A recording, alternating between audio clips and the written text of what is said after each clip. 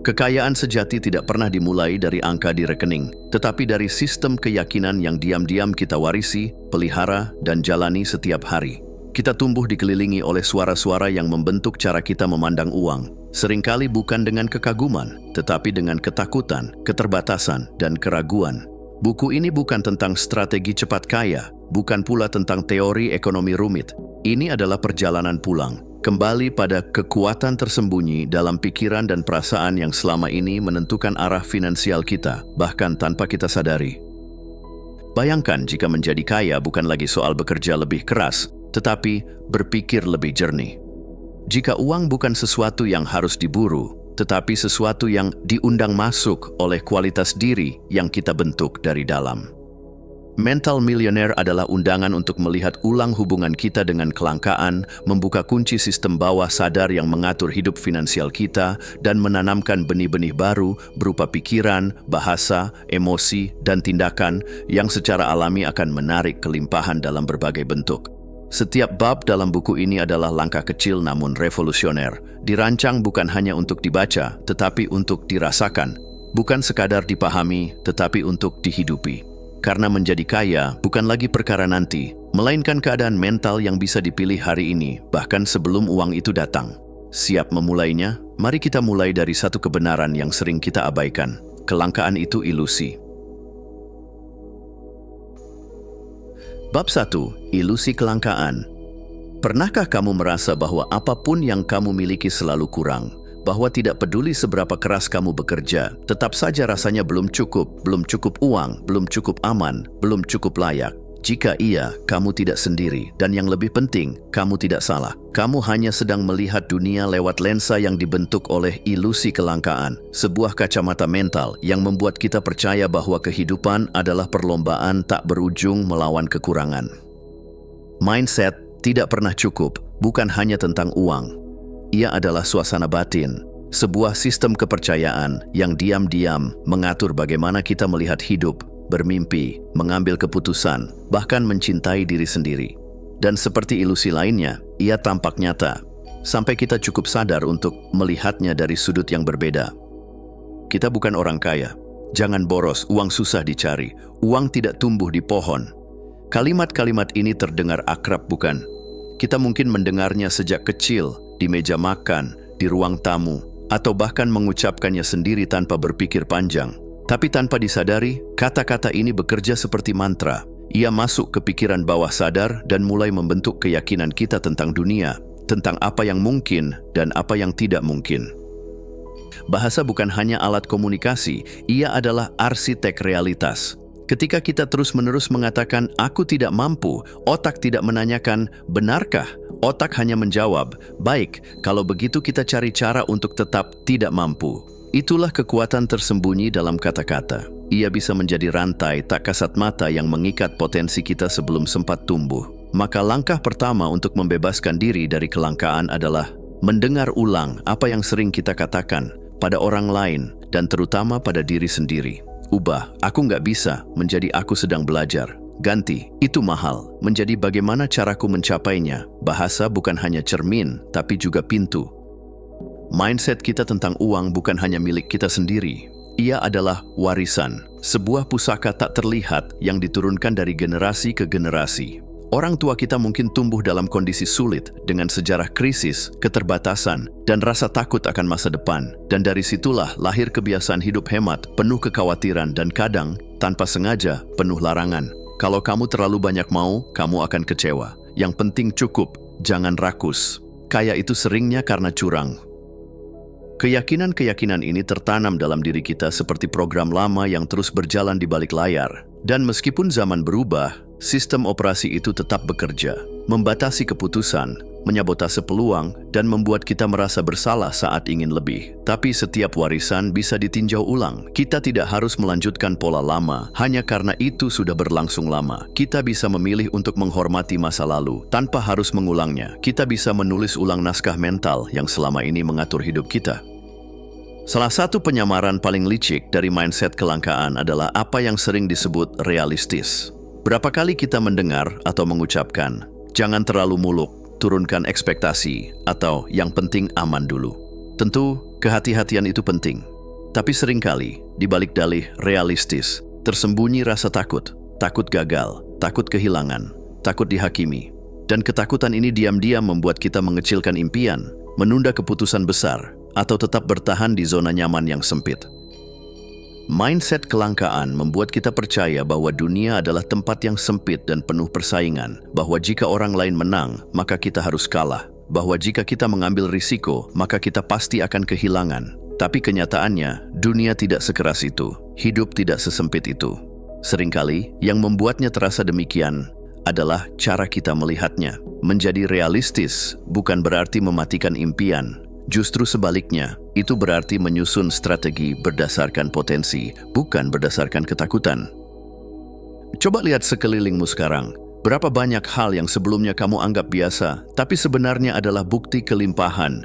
Air yang mengalir saat keran dibuka, napas yang bisa kamu hirup tanpa bayar, matahari yang terbit tanpa diminta, teman yang mendengarkan. Buku ini yang sedang kamu baca. Kelimpahan tidak selalu datang dalam bentuk saldo bank atau mobil mewah. Ia sering hadir dalam bentuk yang lebih halus, dalam ide, waktu, perhatian, kehangatan, dan peluang. Tapi untuk bisa merasakannya, kita harus terlebih dulu menggeser lensa yang kita pakai untuk melihat dunia. Salah satu latihan sederhana tapi kuat. Setiap malam, tulis 3 hal yang membuatmu merasa cukup hari itu. Bukan hanya yang besar, tapi juga yang kecil. Aku makan makanan favorit hari ini. Aku menyelesaikan satu tugas penting. Aku merasa damai saat mendengar suara hujan. Latihan ini bukan tentang menjadi naif atau mengabaikan realitas. Ini tentang melatih mata batin untuk melihat bahwa kelimpahan selalu hadir, bahkan saat dunia terasa gelap.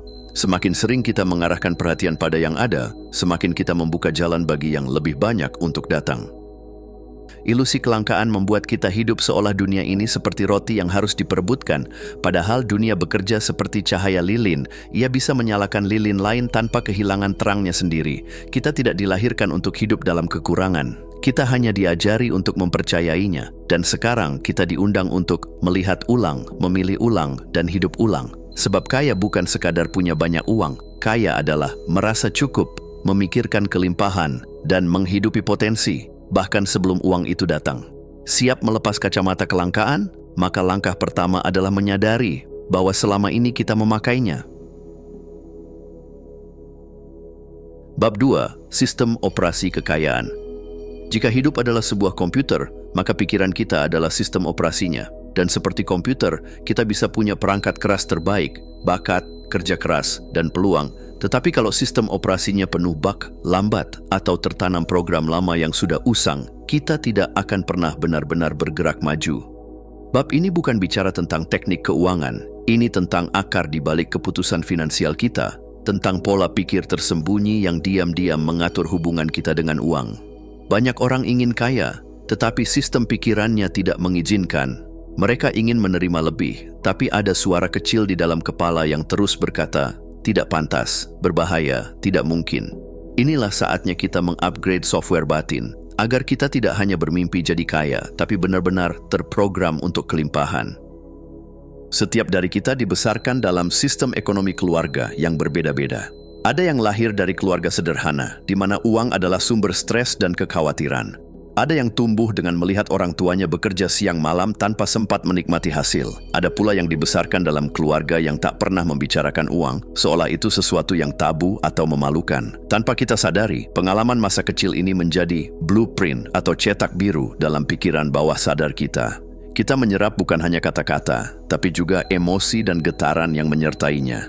Jika setiap pembicaraan tentang uang di masa lalu diwarnai konflik atau ketegangan, maka tak heran jika kini kita merasa tidak nyaman membicarakan atau menerima uang. Blueprint ini bekerja seperti autopilot. Ia menentukan bagaimana kita menyikapi gaji pertama, berapa besar yang berani kita minta saat negosiasi, atau keputusan-keputusan kecil yang tampak sepele tapi berdampak besar. Kabar baiknya, blueprint ini bisa ditinjau ulang dan diperbarui. Ada fenomena yang menarik. Banyak orang bilang ingin kaya, tetapi saat kesempatan itu datang, mereka merasa takut, cemas, bahkan menolaknya secara tidak sadar. Mengapa? Karena di balik keinginan menjadi kaya, sering tersembunyi ketakutan bawah sadar. Aku takut kehilangan teman jika aku sukses. Nanti orang-orang akan iri. Aku takut tidak punya waktu untuk keluarga. Atau jika aku kaya, hidupku akan berubah dan aku tak tahu bagaimana menghadapinya. Ini adalah bentuk resistensi halus yang sering tidak kita sadari. Pikiran bawah sadar bekerja untuk menjaga kita aman berdasarkan definisi aman yang lama. Jika dulu kita percaya bahwa uang membawa konflik, maka pikiran bawah sadar akan menjaga kita dari uang demi menghindari konflik. Itulah sebabnya penting untuk menyelami pikiran terdalam kita. Apa yang sebenarnya kita yakini tentang menjadi kaya? Apakah ada bagian dari diri kita yang diam-diam takut berhasil? Kesadaran atas resistensi ini bukan kelemahan, justru itu adalah langkah awal menuju kebebasan. Bayangkan kamu punya program komputer lama yang berkata, kaya sama dengan egois. Maka setiap kali kamu ingin meningkatkan pendapatan, program ini akan mengaktifkan rasa bersalah. Kamu pun mulai menunda, merasa tidak layak, atau diam-diam menghancurkan peluangmu sendiri.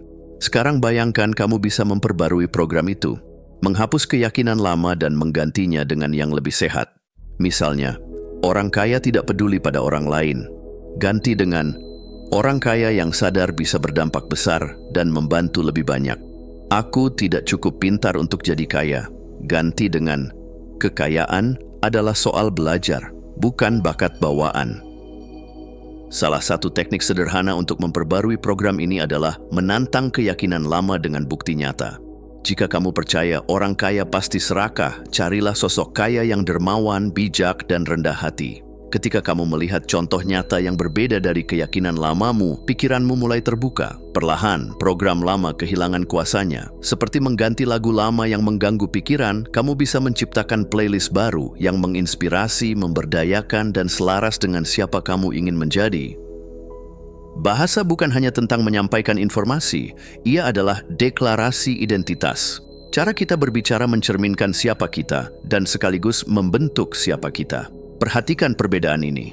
Aku sedang mengejar kekayaan versus aku sedang membangun kehidupan kaya dari dalam. Yang pertama menciptakan jarak, seolah kekayaan adalah sesuatu yang jauh dan terus dikejar. Yang kedua menumbuhkan kepemilikan, bahwa kekayaan sudah menjadi bagian dari identitas kita, dimulai dari dalam pikiran dan perasaan. Ubah kalimat seperti, aku nggak pernah bisa simpan uang, menjadi, aku sedang membangun kebiasaan finansial yang sehat. Aku selalu sial dalam uang, menjadi, aku sedang belajar cara baru melihat dan mengelola uang. Perubahan kecil dalam bahasa ini bukan sekadar kosmetik. Ia adalah penegasan, siapa diri kita sekarang dan siapa yang sedang kita tumbuhkan. Semakin konsisten kita mengucapkan identitas baru, semakin pikiran dan tindakan kita akan menyesuaikan. Kita hidup di era di mana kekayaan bukan hanya ditentukan oleh kerja keras, tapi oleh cara berpikir yang selaras dengan kelimpahan. Sistem operasi lama yang dipenuhi ketakutan, rasa bersalah, dan warisan mental yang membatasi perlu diperbarui. Bukan karena masa lalu salah, tapi karena kita punya hak untuk memilih ulang. Dengan menyadari blueprint bawah sadar, menghadapi resistensi tersembunyi, memperbarui program lama, dan menyusun bahasa baru, kita sedang membentuk fondasi yang lebih kokoh untuk menerima kekayaan dengan damai, tanpa rasa bersalah dan penuh kesadaran. Sebab kekayaan sejati tidak datang dari luar ke dalam. Ia tumbuh dari dalam keluar. Siap mengganti sistem operasimu? Saatnya tekan restart. Versi baru dirimu sedang dimuat. Bab 3. Mata uang pikiran. Kita sering berpikir bahwa investasi hanya soal uang, tentang saham, properti, atau bisnis. Tapi sebelum semua itu terjadi, ada investasi pertama dan paling mendasar yang tak terlihat, investasi pikiran. Setiap pikiran adalah seperti koin. Kita bisa menanamnya di ladang ketakutan, keraguan, dan penyesalan, atau di taman visi, keberanian, dan keyakinan. Kita bisa membayar bunga pikiran negatif yang terus-menerus menggerogoti kepercayaan diri, atau kita bisa menumbuhkan dividen dari pikiran yang memberdayakan, yang perlahan membentuk keputusan-keputusan lebih baik dan kebiasaan yang mengarah ke kelimpahan. Bab ini mengajak kita memahami satu hal penting. Kekayaan dimulai dari dalam otak. Dari sambungan neuron hingga percakapan batin yang kita ulang hari demi hari. Mari kita gali bagaimana pikiran kita sebenarnya lebih berharga daripada yang pernah kita sadari.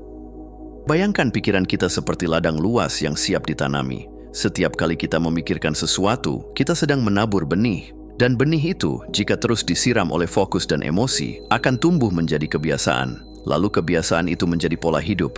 Dan pola hidup menjadi nasib. Ilmu saraf menyebutnya neuroplastisitas, kemampuan otak untuk berubah dan beradaptasi berdasarkan pikiran dan pengalaman. Ketika kita terus-menerus memikirkan kegagalan, kita sedang memperkuat jalur saraf tentang kekurangan. Tapi saat kita membayangkan keberhasilan, menyusun langkah, dan percaya bahwa itu mungkin, kita sedang menciptakan jalur baru, peta mental menuju kemakmuran.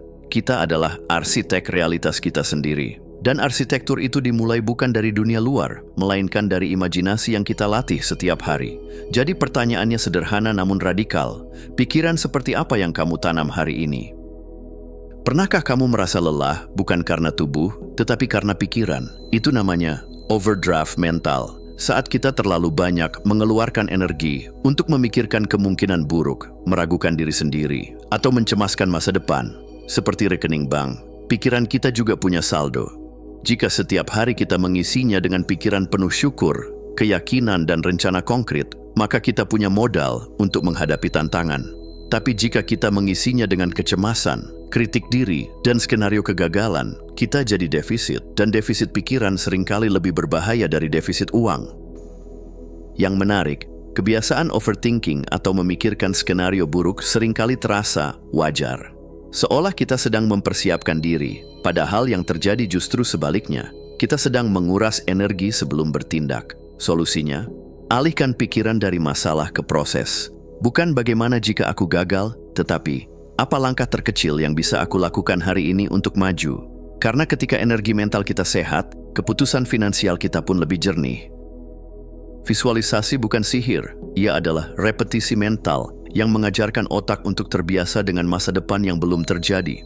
Para atlet dunia melakukannya setiap hari. Mereka tidak hanya membayangkan saat mengangkat piala, tetapi juga setiap langkah, gerakan, keringat, dan emosi yang akan mereka hadapi. Demikian pula dengan kekayaan. Kita bisa membayangkan diri kita memiliki bisnis sukses, rumah impian, atau kebebasan finansial. Tapi yang lebih penting adalah membayangkan prosesnya, bagaimana kita belajar, gagal, bangkit, berdiskusi, bernegosiasi, dan membuat keputusan sulit. Visualisasi yang berdaya melibatkan 5 indera. Apa yang kamu lihat saat membuka email pertama dari klien besar? Apa yang kamu dengar ketika bank menyetujui proposalmu? Apa rasa kopi pagi saat kamu bekerja dari rumah impianmu? Apa yang kamu rasakan di tubuh saat mempresentasikan ide bernilai tinggi? Apa aroma ruangan kerjamu saat kamu menyusun strategi investasi? Semakin detail kamu membayangkannya, semakin nyata itu terasa di otak. Dan ketika otak sudah percaya, tubuh akan mengikuti. Perilaku kita akan mulai selaras dengan realitas baru itu. Pernah kamu dengar kalimat dalam kepala seperti, "Aku nggak pinter soal keuangan. Aku selalu salah ambil keputusan. Kayaknya emang aku nggak cocok jadi orang kaya." Itu adalah self-talk, percakapan batin yang membentuk persepsi tentang diri sendiri. Masalahnya, banyak dari self-talk ini bukan fakta. Mereka adalah cerita lama yang kita warisi, ulang dan yakini tanpa pernah memeriksanya. Bayangkan kamu punya sahabat yang setiap hari berkata padamu, "Kamu nggak bisa, kamu selalu gagal." Apakah kamu masih ingin dekat dengannya? Ironisnya, kita sering menjadi musuh internal bagi diri sendiri. Saatnya kita mengubah suara itu, bukan dengan kebohongan positif, tapi dengan kalimat jujur yang memberdayakan. Contohnya, "Aku nggak pandai ngatur uang." Ganti dengan, "Aku sedang belajar mengelola uang dengan lebih baik setiap hari." "Aku takut kalau aku sukses, aku akan berubah." Ganti dengan, "Aku percaya kesuksesan akan memperluas kebaikanku, bukan mengubah jati diriku." "Aku nggak tahu harus mulai dari mana." Ganti dengan, "Aku cukup bijak untuk mulai dari yang kecil." Self-talk bukan mantra ajaib, tapi ia adalah instruksi harian untuk otak kita. Dan jika diulang dengan kesadaran, ia membentuk kepercayaan diri yang baru. Pikiran kita adalah aset, tapi tidak semua orang merawat aset ini. Banyak yang membiarkannya liar, dipenuhi kekhawatiran dan keraguan. Padahal, seperti investasi lainnya, pikiran pun perlu disusun strateginya. Kita bisa memilih menanam benih kekayaan atau membiarkan gulma ketakutan tumbuh. Kita bisa menghindari overdraft mental dengan mengganti kecemasan menjadi fokus pada proses. Kita bisa melatih visualisasi seperti seorang profesional. Dan kita bisa memilih untuk berbicara pada diri sendiri dengan penuh cinta dan kekuatan.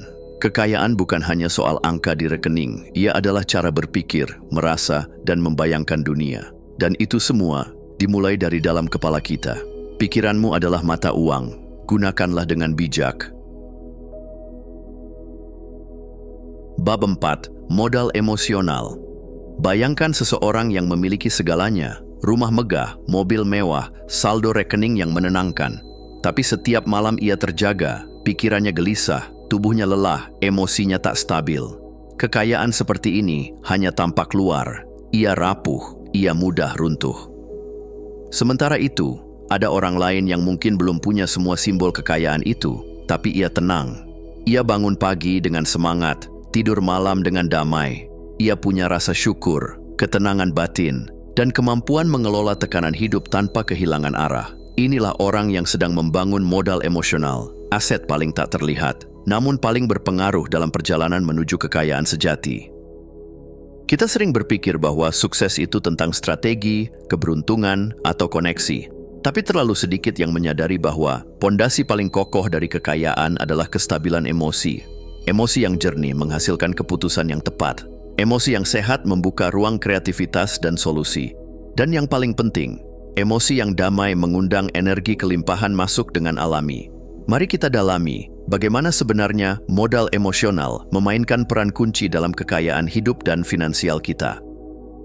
Coba bayangkan tubuh dan pikiranmu seperti rekening bank. Setiap stres yang tidak diselesaikan adalah penarikan. Setiap keputusan yang dibuat saat lelah adalah biaya transaksi yang mahal. Setiap kekhawatiran yang tidak diurai adalah bunga hutang emosional yang terus menumpuk. Inilah yang disebut bank kelelahan. Ketika kita terus-menerus hidup dalam tekanan tanpa mengisi ulang, kita mulai bangkrut secara emosional. Dan ketika sudah bangkrut, kita kehilangan dua hal penting, kejernihan dan kreativitas. Bagaimana bisa kita melihat peluang jika pikiran kita kabur? Bagaimana bisa kita mengambil keputusan finansial yang baik jika tubuh kita terus-menerus dalam mode bertahan hidup? Sebaliknya, bank ketahanan adalah hasil dari pengelolaan emosi yang sehat. Kita belajar mengenali batas, tahu kapan harus istirahat, tahu bagaimana mengelola tekanan tanpa harus meledak. Orang-orang paling sukses bukan yang tak pernah stres. Mereka adalah yang pandai mengisi ulang. Sama seperti uang, energi emosional juga harus dikelola, dipelihara, dan diinvestasikan dengan bijak. Uang tidak datang hanya karena kita bekerja keras. Ia datang karena kita merasa layak menerimanya. Ini mungkin terdengar aneh, tapi ada banyak orang yang tanpa sadar menolak kekayaan karena merasa tidak cukup pantas. Pola ini seringkali tersembunyi. Kita merasa tidak cukup pintar, tidak cukup berpengalaman, atau tidak cukup baik untuk menjadi orang kaya. Jadi ketika peluang datang, kita sabotase diri sendiri. Ketika uang masuk, kita buru-buru menghabiskannya. Ketika ada ruang untuk berkembang, kita kembali mundur ke zona nyaman. Masalahnya bukan di luar, masalahnya adalah rasa tidak layak yang menempel diam-diam di dalam. Self-worth bukan kesombongan, ia adalah keyakinan tenang bahwa diri kita berharga, terlepas dari pencapaian, status, atau saldo rekening. Dan dari tempat ini, dari harga diri yang utuh, energi penerimaan bisa mengalir. Uang suka datang pada orang yang siap menerimanya tanpa rasa bersalah. Pada mereka yang percaya, aku pantas sukses, bukan karena aku sempurna, tapi karena aku tumbuh, belajar, dan berkontribusi. Modal emosional tidak otomatis tersedia setiap hari. Ia harus diisi ulang secara sadar. Dan caranya bukan dengan liburan mewah atau pelarian sementara, melainkan dengan ritual sederhana yang dilakukan dengan penuh kesadaran. Beberapa contoh yang bisa kamu mulai hari ini. Meditasi, diam sejenak, tarik napas panjang, sadari tubuhmu, lepaskan kecemasan yang tidak perlu. Meditasi bukan tentang mengosongkan pikiran, tapi tentang menyadari apa yang sedang terjadi tanpa panik. Journaling, menulis adalah cara untuk mengurai emosi. Tuangkan pikiran yang kacau ke atas kertas. Tanyakan pada diri sendiri, apa yang sebenarnya aku rasakan? Apa yang sedang aku butuhkan? Terkadang, jawaban terbaik muncul saat kita berhenti mencari dan mulai mendengar. Batasan sehat. Belajarlah mengatakan tidak tanpa rasa bersalah. Kamu tidak harus hadir di semua percakapan, menjawab semua pesan, atau mengiyakan semua permintaan. Menjaga energi adalah bentuk tanggung jawab terhadap diri sendiri. Ketika ritual ini menjadi bagian hidup, emosi kita menjadi stabil. Dan dari stabilitas itu, hadir ruang untuk kreativitas, keberanian, dan intuisi. 3 bahan utama dalam menciptakan kekayaan jangka panjang. Setiap emosi membawa frekuensi, dan frekuensi kita adalah magnet bagi pengalaman yang kita tarik. Ini bukan sekadar teori spiritual, tapi prinsip psikologis. Emosi membentuk persepsi, persepsi membentuk tindakan, tindakan menciptakan realitas. Ada dua emosi utama yang sangat memengaruhi aliran uang: rasa syukur dan kepanikan. Rasa syukur adalah sinyal bahwa kita siap menerima lebih. Ketika kita bersyukur atas apa yang sudah ada, kita memperkuat koneksi dengan kelimpahan. Pikiran kita menjadi lebih terbuka. Kita melihat peluang yang sebelumnya tersembunyi. Kita bertindak dari tempat cukup, bukan dari tempat kekurangan. Kepanikan, di sisi lain, adalah sinyal darurat. Ia menutup pikiran, mempersempit sudut pandang, dan membuat kita membuat keputusan yang reaktif. Saat panik, kita tidak bisa mendengar intuisi. Kita bertindak tergesa-gesa. Kita membuang modal, baik uang maupun energi, hanya untuk merasa aman sementara. Mengundang kekayaan bukan berarti berpura-pura positif, tapi tentang mengatur emosi kita seperti maestro mengatur simfoni. Kita belajar memilih rasa yang tepat di saat yang tepat untuk menciptakan harmoni dengan kehidupan. Uang tidak hanya mengikuti angka, ia mengikuti energi, dan energi kita ditentukan oleh kesehatan emosional kita. Modal emosional adalah fondasi kekayaan yang tidak bisa dibeli, tetapi bisa dilatih. Ia tumbuh melalui kehadiran, perawatan diri, dan keberanian untuk menghadapi emosi dengan jujur. Ketika emosi kita stabil, langkah kita mantap. Ketika jiwa kita damai, kekayaan tidak lagi terasa jauh karena kita sudah kaya dari dalam. Ingat, bukan hanya dompet yang perlu diisi, tapi juga hati yang perlu ditenangkan. Karena dari hati yang tenang, lahir keputusan yang mendatangkan kelimpahan. Modal emosional adalah harta pertama. Rawatlah ia seperti kamu ingin merawat kekayaan terbesarmu. Bab 5. Rekening bank mental.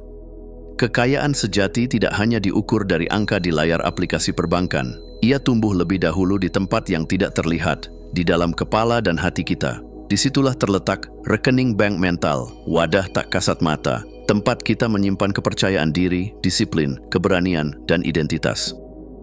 Setiap kali kita berkata, "Aku bisa," setiap kali kita menepati janji kecil, setiap kali kita memilih bertindak daripada mengeluh, kita sedang menabung. Sebaliknya, setiap kali kita meragukan diri sendiri, mengingkari komitmen pribadi, atau menyerah pada ketakutan, kita sedang melakukan penarikan besar-besaran. Seperti rekening sungguhan, saldo mental ini menentukan seberapa jauh kita bisa melangkah, terutama saat menghadapi badai hidup dan tantangan finansial. Yuk, kita gali lebih dalam bagaimana cara membangun rekening bank mental yang sehat dan tumbuh terus, seperti bunga majemuk. Salah satu bentuk investasi terbaik yang bisa kita lakukan setiap hari adalah menepati janji kecil pada diri sendiri. Saat kamu bilang, "Aku akan bangun jam 6 pagi," lalu kamu benar-benar melakukannya, itu bukan sekadar bangun pagi, itu adalah setoran kepercayaan diri. Saat kamu bilang, "Aku tidak akan beli barang impulsif minggu ini," dan kamu berhasil menahannya, itu bukan hanya pengendalian diri, itu adalah penguatan identitas. Kita sering mengira kepercayaan diri datang dari pujian orang lain atau pencapaian besar. Tapi kenyataannya, kepercayaan diri tumbuh dari konsistensi kecil yang dilakukan saat tidak ada yang melihat. Ini seperti membangun reputasi, bukan kepada dunia, tapi kepada diri sendiri. Dan ketika reputasi internal itu kokoh, kamu akan lebih berani mengambil keputusan finansial, lebih mantap dalam mengambil risiko, dan lebih tenang menghadapi ketidakpastian. Mengapa? Karena kamu tahu, aku bisa mengandalkan diriku sendiri. Pernahkah kamu merasa penuh semangat, lalu tiba-tiba jadi ragu hanya karena mendengar komentar orang lain? Atau sebaliknya, pernahkah kamu hampir menyerah, tapi seseorang berkata, "Aku percaya kamu bisa," dan entah bagaimana, kamu bangkit kembali? Itulah kekuatan lingkungan mental. Orang-orang di sekitar kita adalah investor utama dalam rekening bank mental kita. Mereka bisa menjadi penanam modal berupa semangat, harapan, dan dorongan. Tapi mereka juga bisa menjadi penarik dana besar-besaran lewat keraguan, sindiran, atau sikap sinis. Maka, pilihlah lingkungan dengan bijak. Bukan berarti kita hanya boleh berteman dengan orang yang setuju, tapi kita perlu memastikan bahwa orang-orang terdekat kita adalah mereka yang ingin kita tumbuh. Mereka yang tidak panik saat kita bermimpi besar. Mereka yang tidak tertawa saat kita gagal mencoba. Mereka yang mengingatkan arah, bukan mengerdilkan langkah. Ingat, energi itu menular. Jika kamu ingin keuanganmu naik level, pastikan kamu ada di ruang yang mendukung pertumbuhan mental dan emosionalmu. Identitas adalah narasi dalam kepala yang terus kamu ulang. Dan yang menarik, ia selalu mempengaruhi tindakan. Jika kamu percaya bahwa kamu selalu boros, maka tanpa sadar kamu akan terus membenarkan kebiasaan itu. Jika kamu percaya bahwa kamu enggak berbakat urusan duit, maka kamu tidak akan mencari ilmu keuangan. Identitas seperti ini adalah kebocoran di rekening mental. Sebaliknya, mulai bentuk identitas baru yang lebih memberdayakan. Misalnya, aku adalah orang yang bertanggung jawab atas keuanganku. Aku bisa belajar dan berkembang dalam urusan finansial. Aku punya kemampuan untuk menciptakan solusi dan nilai. Identitas bukan berarti kamu harus sempurna. Tapi ia menjadi landasan mental yang membuatmu bertindak seperti orang yang layak sukses, karena kamu memang layak. Dan dari identitas yang sehat ini akan tumbuh tindakan-tindakan baru. Dan dari tindakan itulah muncul hasil. Sama seperti bunga di bank, identitas yang kuat terus memberikan dividen dalam bentuk peluang, keberanian, dan keputusan-keputusan cerdas yang berakumulasi dari waktu ke waktu. Tak sedikit dari kita yang sudah bangkrut secara mental tanpa menyadarinya.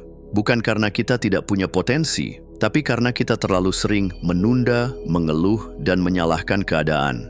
Tanda-tandanya cukup jelas, merasa tidak berdaya dalam mengambil langkah baru. Cepat menyerah begitu ada hambatan kecil, menyalahkan situasi ekonomi, pemerintah, masa lalu, bahkan keluarga atas nasib keuangan kita hari ini. Kebangkrutan mental bukan akhir, tapi alarm keras. Dan kabar baiknya, saldo mental bisa dibangun kembali. Dimulai dengan satu keputusan sederhana, berhenti menyalahkan, mulai bertanggung jawab. Lalu perlahan, kita mulai membuat setoran baru. Dari kebiasaan kecil, dari pola pikir baru, dari lingkungan yang mendukung, dan dari keberanian untuk mengubah narasi hidup kita. Karena kenyataannya, tidak ada rekening bank fisik yang bisa terus bertumbuh jika rekening mental kita bocor dari dalam. Kekayaan bukan semata tentang berapa banyak yang kita miliki, tapi juga tentang siapa kita saat menjalaninya. Rekening bank mental adalah fondasi dari segalanya. Ia bukan hanya menyimpan keyakinan, tapi juga menentukan kapasitas kita menerima, mengelola, dan mempertahankan kekayaan. Jadi mulai hari ini, tanyakan pada diri sendiri, sudahkah aku menabung kepercayaan diri hari ini? Sudahkah aku menjaga lingkunganku agar jadi investor, bukan perampok energi? Sudahkah aku memperkuat identitasku sebagai pribadi yang layak kaya? Dan jika aku merasa bangkrut, maukah aku mulai membangun kembali dari dalam? Karena satu hal pasti, saat rekening mentalmu tumbuh, rekening fisikmu pun akan ikut mengejar. Dan ketika keduanya sejalan, hidupmu tak hanya penuh angka, tapi juga penuh makna. Bab 6. Visualisasi ala milioner. Sebelum gedung pencakar langit berdiri megah, ia hadir terlebih dahulu dalam bentuk sketsa. Sebelum simfoni menggema di ruang konser, ia lahir sebagai nada-nada di kepala sang komposer. Dan sebelum seseorang menjadi kaya, seringkali ia sudah melihat dirinya sendiri, hidup dalam kelimpahan, jauh sebelum saldo rekeningnya bisa membuktikan itu. Inilah kekuatan visualisasi, kemampuan untuk melihat sebelum memiliki, bukan sekadar imajinasi manis atau angan kosong. Ia adalah latihan mental yang digunakan oleh para atlet kelas dunia, CEO sukses, hingga miliarder visioner. Bukan untuk menghindari realitas, tapi untuk menciptakan realitas baru.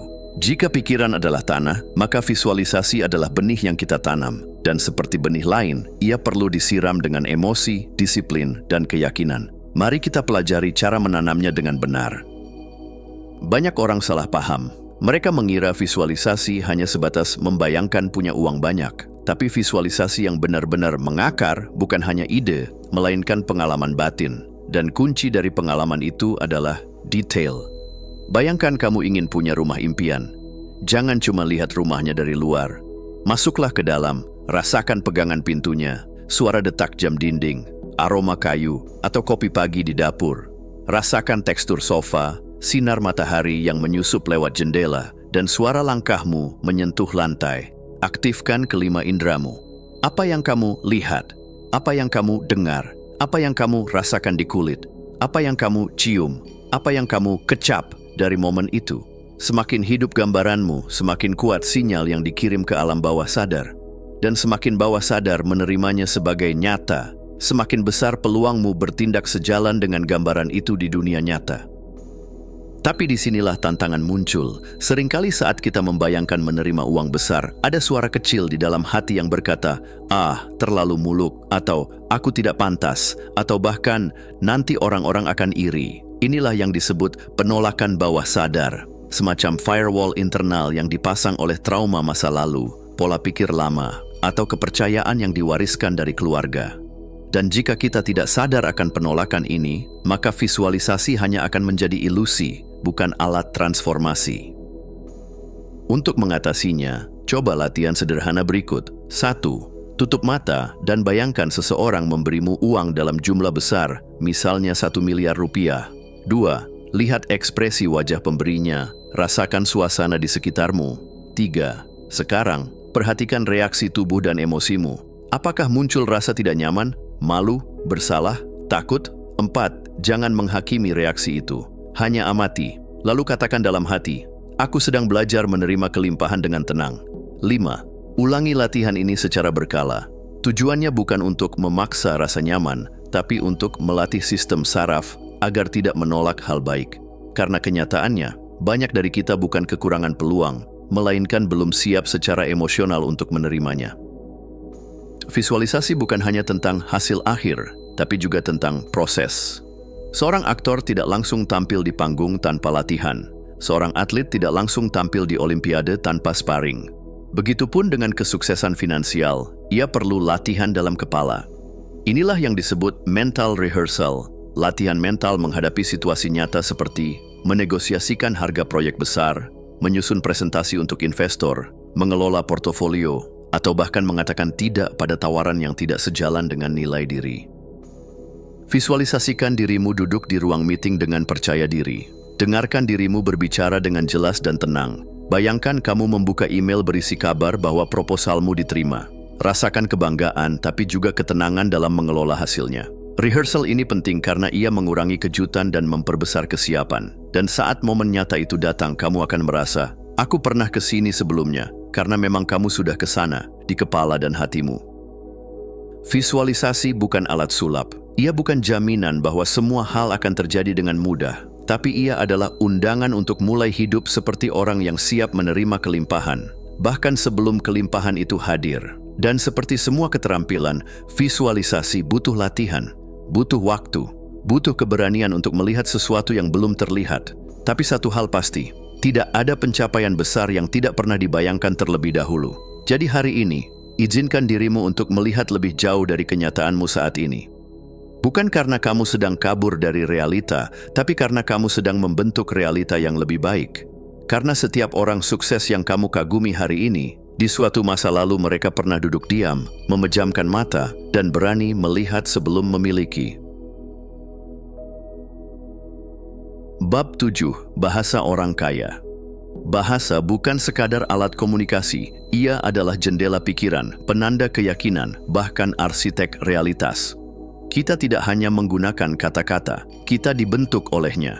Dan dalam hal kekayaan, kalimat yang kita ucapkan setiap hari diam-diam menjadi doa yang membentuk jalan hidup. Orang kaya bukan hanya berbeda dalam strategi atau keberuntungan, mereka berbeda dalam cara berbicara. Mereka tahu bahwa setiap kata adalah perintah kepada pikiran bawah sadar. Dan pikiran bawah sadar tidak bisa membedakan mana guyonan, mana kebenaran. Ia hanya menuruti. Jadi, mari kita perhatikan baik-baik. Apakah kata-kata yang keluar dari mulut kita selama ini menarik kelimpahan atau justru mengusirnya? Coba dengarkan kalimat-kalimat ini. Aku memang tidak pernah bisa kaya. Uang selalu menjauh dariku. Peluang bagus bukan untuk orang sepertiku. Kalimat-kalimat ini terdengar biasa, sering muncul di obrolan sehari-hari. Tapi setiap kali diucapkan, mereka menanam benih kekurangan dalam tanah pikiran kita. Dan seperti benih lainnya, mereka akan tumbuh menjadi kenyataan yang tak kita sadari, kita pelihara sendiri. Sekarang bandingkan dengan kalimat berikut.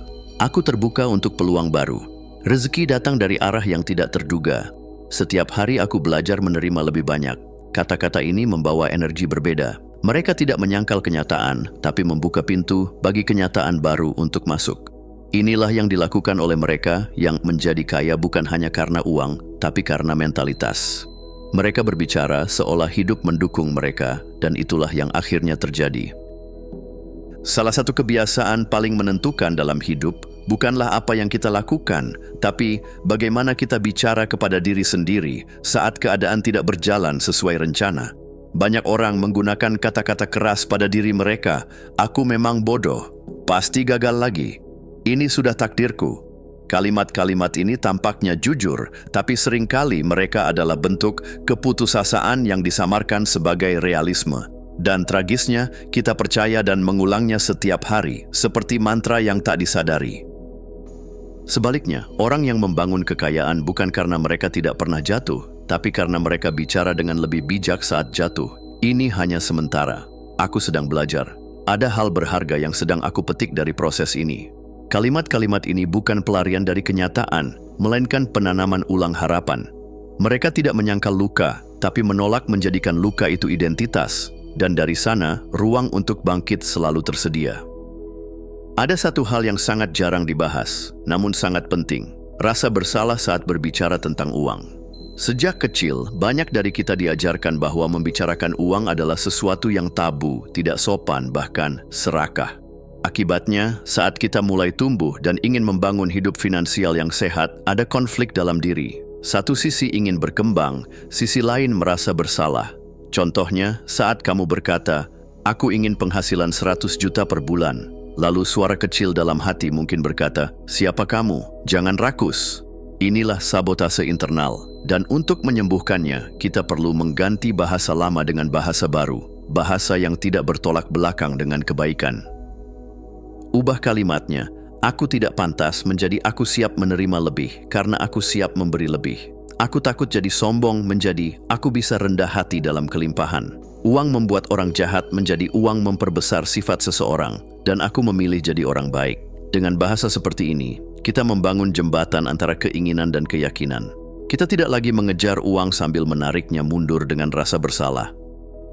Kata-kata adalah benih realitas. Apa yang kita ucapkan hari ini bisa menjadi kenyataan yang kita tinggali besok. Dan berita baiknya adalah, kita bisa memilih kata-kata baru, kapanpun kita mau. Mulailah dari hal kecil. Ucapkan afirmasi sebelum tidur. Aku layak hidup berkecukupan dan bermakna. Ganti keluhan dengan rasa ingin tahu. Apa yang bisa aku pelajari dari situasi ini? Gunakan kata-kata pemberdaya dalam percakapan sehari-hari. Karena satu kalimat positif tidak hanya mengubah harimu, ia bisa mengubah jalan hidupmu. Dan pada akhirnya, kamu akan melihat bahasa orang kaya bukan soal gaya bicara, tapi cara melihat hidup. Cara berbicara kepada diri sendiri, kepada peluang, dan kepada uang. Dengan rasa hormat, keterbukaan, dan tanggung jawab. Itulah bahasa yang tidak hanya menciptakan kekayaan, tapi juga membentuk pribadi yang pantas untuk menjaganya. Bab 8. Rasa syukur sebagai bunga kekayaan batin. Bayangkan seseorang duduk di taman sore hari tanpa uang sepeser pun di dompetnya, tapi dengan senyum penuh damai di wajahnya. Di sampingnya secangkir teh hangat, udara segar, dan matahari yang perlahan tenggelam. Apakah ia miskin atau justru sedang mengalami salah satu bentuk kekayaan terdalam, kedamaian dan rasa cukup? Banyak orang mengejar kekayaan agar bisa merasa bersyukur, tapi rahasia yang sering dilupakan adalah ini. Rasa syukur bukanlah hasil dari kekayaan, melainkan benih yang menumbuhkannya. Rasa syukur bukan hanya soal kesopanan spiritual. Ia adalah mata uang batin yang memiliki nilai real dalam dunia nyata. Orang yang mampu merasa cukup sebelum cukup seringkali menjadi magnet bagi kelimpahan sejati, karena mereka tidak lagi hidup dari rasa kekurangan, tapi dari ruang keberlimpahan batin. Setiap hari, pikiran kita memindai dunia seperti radar. Dan seperti radar, ia hanya menemukan apa yang sudah diprogram untuk dicari. Kalau kita mengarahkan radar itu pada kekurangan, maka itulah yang akan kita lihat. Harga yang mahal, rekening yang menipis, peluang yang tertutup. Tapi kalau kita memprogram ulang radar itu untuk mencari kelimpahan, maka mata kita mulai melihat hal-hal yang sebelumnya tak terlihat. Kebaikan kecil, rezeki yang tersembunyi, dan bukti bahwa hidup tak pernah benar-benar meninggalkan kita. Salah satu cara paling sederhana namun ampuh untuk melatih ini adalah dengan membuat jurnal kelimpahan. Setiap malam, tulis 3 hal kecil yang bisa kamu syukuri, khususnya yang berkaitan dengan uang dan kelimpahan. Bukan harus sesuatu yang besar, justru yang kecil dan sering terlewat itu yang paling kuat. Hari ini aku bisa menikmati kopi enak hanya dengan 15.000. Aku dapat diskon tanpa direncanakan. Aku merasa lebih tenang saat membayar tagihan karena aku tahu ini bagian dari tanggung jawabku. Lama-kelamaan, jurnal ini bukan hanya menjadi catatan syukur, tapi juga bukti bahwa kamu sudah hidup dalam kelimpahan, meski belum dalam bentuk yang kamu impikan. Dan anehnya, begitu kamu mulai merasa kaya secara batin, peluang kekayaan lahiriah pun mulai berdatangan, karena kamu tak lagi mengejar dari rasa takut, tapi dari rasa cukup. Mudah bersyukur saat segalanya lancar. Tapi bagaimana saat semuanya serba tidak pasti? Saat rencana gagal, penghasilan macet, atau impian terasa jauh? Inilah ujian tertinggi dari kekayaan batin. Bisakah kita berkata, aku bersyukur untuk pelajaran ini, di tengah kabut kegagalan, bukan karena kegagalan itu menyenangkan, tapi karena di dalamnya selalu ada hadiah tersembunyi, kesadaran baru, kerendahan hati, atau keberanian yang selama ini terpendam. Bersyukur dalam ketidakpastian bukan berarti pasrah tanpa tindakan. Sebaliknya, itu adalah sikap batin yang tetap tenang saat badai datang. Karena kita tahu, setiap kegagalan adalah batu loncatan, bukan penjara. Coba ucapkan, aku tidak tahu bagaimana semuanya akan berjalan, tapi aku tahu aku sedang bertumbuh. Aku bersyukur karena aku cukup kuat untuk berdiri meski keadaan belum ideal. Aku percaya, bahkan ini pun akan menjadi bagian dari kisah keberhasilanku kelak. Kalimat-kalimat ini bukan sekadar penghiburan. Mereka adalah fondasi kepercayaan diri dan magnet bagi kesempatan baru. Hukum kehidupan sering bekerja secara paradoks. Saat kita merasa kekurangan, kita menarik lebih banyak kekurangan. Saat kita merasa kaya, bahkan tanpa bukti konkret, kita mulai melihat lebih banyak yang bisa disyukuri, dan akhirnya lebih banyak yang bisa dimiliki. Inilah prinsip dari rasa syukur. Merasa kaya sebelum memiliki, agar hidup punya alasan untuk memberi. Latih ini setiap hari. Saat membuka dompet, jangan lihat isinya dengan cemas. Lihat dengan rasa syukur, bahkan jika isinya sedikit. Saat membayar sesuatu, jangan mengeluh. Ucapkan terima kasih, karena kamu masih bisa membayar. Saat melihat orang lain sukses, jangan iri. Ucapkan dalam hati, terima kasih telah menunjukkan bahwa ini mungkin. Rasa syukur seperti ini bukan naif, ini canggih secara spiritual. Karena kamu tidak menunggu dunia berubah untuk bahagia. Kamu membawa kebahagiaan itu duluan. Dan dari getaran batin seperti itu, dunia pun mulai berubah. Rasa syukur bukan sekadar bumbu dalam kehidupan. Ia adalah fondasi rumah batin yang kuat. Tempat di mana keberlimpahan lahir dan pulang. Banyak orang mengira kekayaan datang dari kerja keras semata. Padahal, banyak juga yang bekerja keras namun terus merasa kekurangan. Mengapa? Karena kekayaan bukan hanya tentang jumlah uang, tapi tentang seberapa dalam kita bisa merasakan cukup. Dan cukup bukan akhir dari pertumbuhan. Cukup adalah awal dari kelimpahan yang sejati. Jadi hari ini, mulailah dengan satu pertanyaan sederhana. Apa yang bisa aku syukuri sekarang, bahkan sebelum semuanya sempurna? Karena begitu kamu bisa menjawab itu, kamu tidak sedang menunggu kaya. Kamu sudah menjadi orang kaya itu sendiri. Bab 9, waktu, energi, dan fokus sebagai aset. Pernahkah kamu merasa sibuk seharian, tapi ketika malam tiba, tidak ada yang benar-benar selesai? Tubuhmu lelah, tapi tidak ada hasil yang memuaskan. Pikiranmu lelah, tapi tidak ada kedamaian. Itulah ironi dunia modern. Kita memiliki teknologi untuk bergerak cepat, namun justru merasa makin tertinggal. Kita punya akses ke lebih banyak informasi, tapi makin sulit mengambil keputusan. Kita punya 24 jam seperti miliarder, tapi rasanya selalu kekurangan waktu. Mengapa? Karena waktu saja tidak cukup. Yang menentukan bukan hanya berapa banyak waktu yang kita punya, tapi bagaimana kita hadir sepenuhnya di dalamnya. Waktu tanpa fokus adalah kebisingan, fokus tanpa energi adalah kekosongan. Di bab ini, kita akan melihat bagaimana waktu, energi, dan fokus, 3 aset yang tak bisa dibeli kembali, menjadi pondasi kekayaan sejati. Kemanakah perginya perhatianmu? Kesanalah mengalir kekayaanmu. Kebanyakan orang berpikir tentang pengeluaran hanya dalam bentuk uang, cicilan rumah, biaya langganan, atau belanja bulanan. Tapi ada pengeluaran lain yang lebih tak terlihat namun jauh lebih mahal, kebocoran energi. Setiap kali kita terlibat dalam drama yang tak perlu, setiap kali kita tenggelam dalam kekhawatiran yang belum tentu terjadi, setiap kali kita mengatakan iya, padahal hati kita ingin berkata tidak, kita sedang membayar dengan energi. Dan seperti rekening bank, jika saldo energimu menipis, maka produktivitasmu ikut terpotong, kreativitasmu macet, keputusanmu melemah, dan akhirnya penghasilan pun stagnan. Mulailah melacak siapa atau apa yang paling sering menyedot energimu tanpa memberi nilai balik. Berapa banyak waktu dan tenaga yang kamu buang hanya untuk memikirkan kemungkinan terburuk? Berapa sering kamu lelah bukan karena bekerja keras, tapi karena terlalu banyak mengkhawatirkan hal yang di luar kendali? Bayangkan jika kamu bisa mengalihkan semua kebocoran itu ke tempat yang lebih berdaya. Berapa banyak ruang mental yang bisa kamu buka? Berapa banyak peluang yang akan muncul saat kamu punya energi utuh untuk hal-hal penting? Maka, jaga energimu seketat kamu menjaga dompetmu. Karena seringkali kelelahan batin adalah penyebab tersembunyi dari kemiskinan peluang. Fokus 2 jam lebih berharga daripada kerja 8 jam dengan pikiran terpecah. Bayangkan kamu menggali sumur. Jika kamu menggali 10 lubang berbeda, masing-masing sedalam 20 cm, kamu tidak akan menemukan air. Tapi jika kamu fokus menggali 1 lubang, 2 meter saja, kamu bisa menemukan sumber air yang terus mengalir. Begitu pula dengan kerja produktif. Banyak orang bekerja 8, bahkan 10 jam, tapi dengan distraksi setiap 15 menit. Notifikasi, obrolan grup, scrolling medsos, berpindah tugas sebelum satu pun selesai.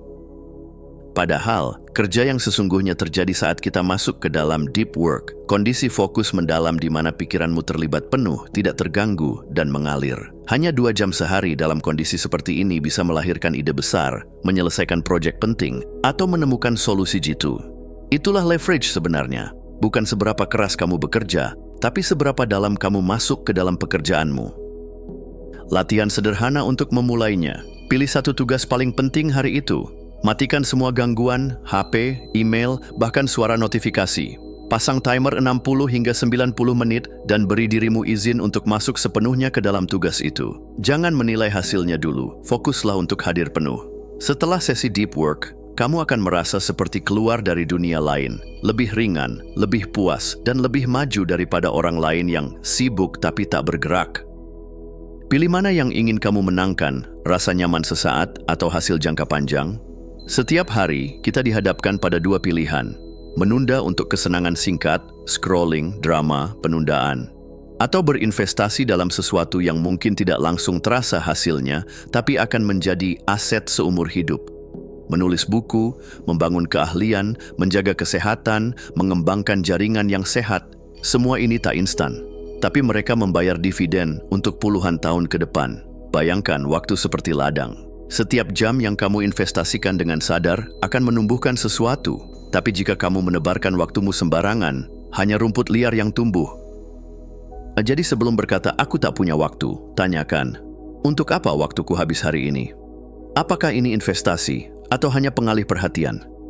Jika aku mengulangi hari ini 100 kali, apakah hidupku akan membaik atau stagnan? Pertanyaan ini bukan untuk menyalahkan, tapi untuk menyadarkan.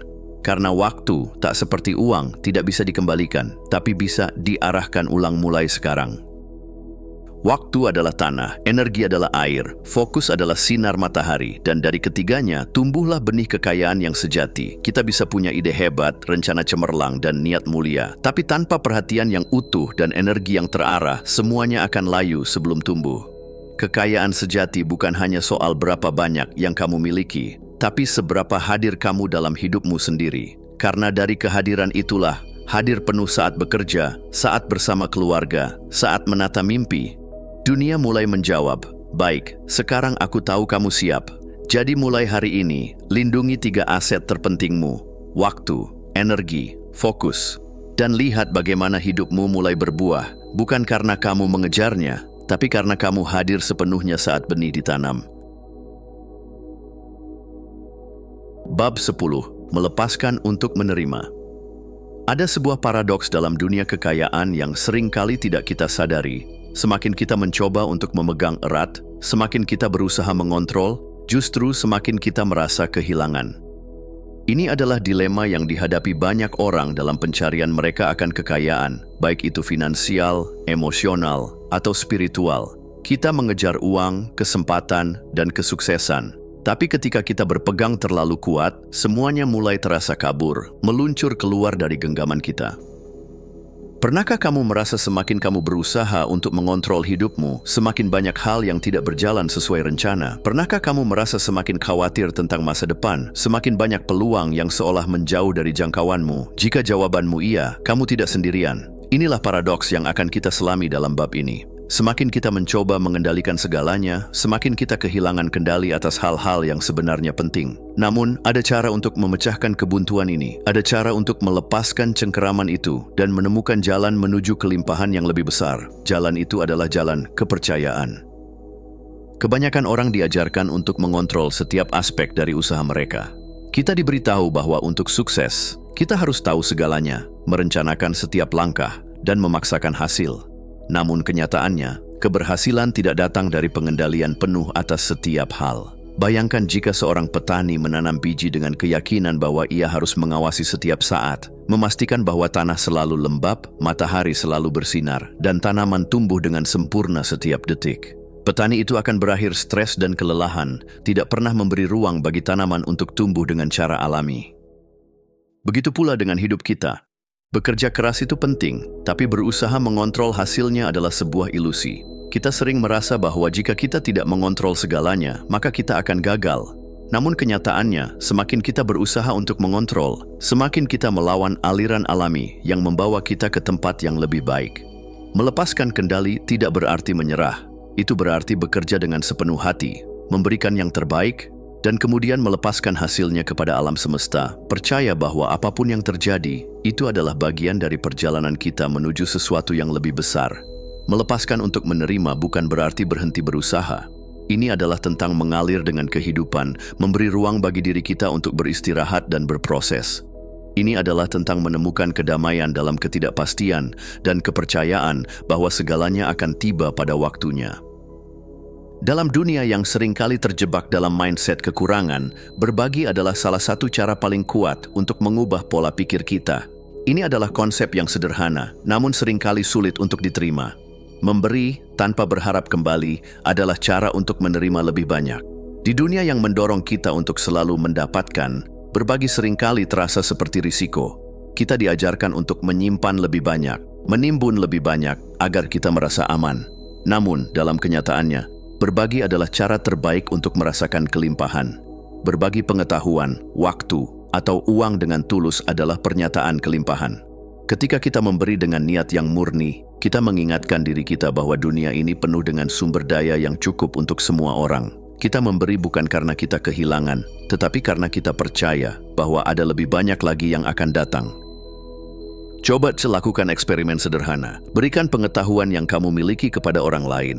Bantu mereka yang membutuhkan dengan apa yang kamu punya. Beri pujian tanpa mengharapkan balasan. Bersedekah dengan hati yang lapang tanpa memikirkan kembali. Lihat bagaimana dunia mulai membuka pintunya. Sumber daya yang kamu kira terbatas justru mulai berkembang. Ini bukan hanya tentang uang, tetapi tentang memberi dalam segala bentuk. Waktu, perhatian, kebaikan. Setiap kali kita memberi dengan hati yang terbuka, kita menyatakan bahwa kita percaya dalam kelimpahan yang tidak terbatas. Dan ketika kita memberi tanpa mengharapkan kembali, kita akhirnya membuka pintu untuk menerima lebih banyak. Melepaskan untuk menerima mungkin terdengar kontradiktif. Namun, justru dengan melepaskan cengkeraman kita pada hasil yang kita inginkan, kita membuka ruang bagi hal-hal yang lebih besar untuk datang kepada kita. Ketika kita memilih untuk bekerja dengan sepenuh hati dan melepaskan hasilnya, kita belajar untuk mempercayai aliran hidup. Ketika kita berbagi tanpa berharap balasan, kita memberi ruang bagi dunia untuk memberi kita lebih banyak. Jadi, jika kamu merasa terjebak dalam usaha untuk mengontrol segalanya, coba berhenti sejenak. Percayalah pada proses, bekerja keras, namun melepaskan hasil. Berbagi tanpa takut kehilangan. Karena pada akhirnya, kekayaan sejati bukanlah tentang mendapatkan lebih banyak, tetapi tentang merasa cukup, dan itu dimulai dengan melepaskan. Kesimpulan. Ketika kita mengubah cara berpikir kita tidak hanya mengubah cara kita melihat uang, kita mengubah cara kita melihat diri kita sendiri dan dunia di sekitar kita. Setiap langkah yang kita ambil dalam perjalanan ini, setiap perubahan dalam pola pikir dan tindakan membuka pintu-pintu baru yang sebelumnya tak terlihat. Dengan melepaskan ilusi kelangkaan, memperbaharui sistem mental kita, dan mengganti bahasa yang membatasi dengan kata-kata yang memberdayakan, kita mulai membangun dasar yang kokoh untuk kekayaan sejati. Namun kekayaan sejati tidak hanya ditemukan di luar sana dalam bentuk materi atau angka di rekening bank. Kekayaan sejati berasal dari dalam, dari bagaimana kita mengelola energi, emosi, dan fokus kita. Dari bagaimana kita belajar untuk menghargai waktu, memberi tanpa mengharapkan balasan, dan merayakan kelimpahan dalam segala bentuknya. Ketika kita bisa melihat kekayaan yang sudah ada dalam hidup kita, bahkan sebelum angka-angka itu tiba, kita mulai menarik lebih banyak lagi ke dalam hidup kita.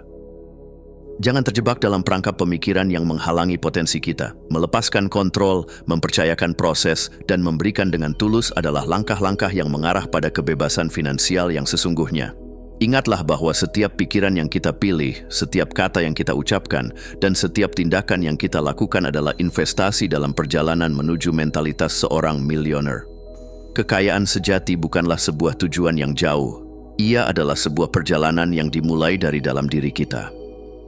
Jadi mulailah hari ini. Jadilah orang yang sudah kaya secara mental. Tanamkan keyakinan bahwa kelimpahan itu bukan hanya untuk orang lain, tapi juga untukmu. Karena di dalam diri kita semua ada potensi yang tak terbatas untuk menciptakan kekayaan yang tak hanya mengubah keadaan finansial kita, tetapi juga dunia di sekitar kita.